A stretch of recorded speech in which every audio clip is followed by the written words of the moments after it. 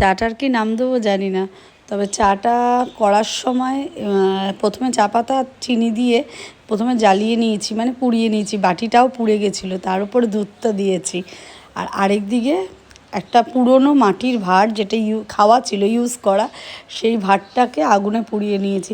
কিন্তু চাটা খেতে কিন্তু খুব ভালো ছিল। তারপরে চাটাকে বারবার করে ফুটিয়েছি, আর এই ভাঁড়টাই তারপরে ওই চায়ের মধ্যে দিয়েছি। যখন দিয়েছি তখন চাটা কী বলে উতলে পড়ে, যাই হোক গ্যাসের মধ্যে তো পড়েছে চা, কিন্তু চাটা খেতে যা দুর্দান্ত হয়েছে। কিন্তু তারপরে আমার মা বলেছে, আমার বাটিগুলোকে আর সর্বনাশ করিস না রে, আমার বাটিগুলোকে রাখ, আমার কড়াইটা তো সর্বনাশ করেই গেছে, আমার বাটি ঘটি এই ভিডিওর ঠেলায় পুরো পুড়ে একসা কাণ্ড হয়ে যাচ্ছে।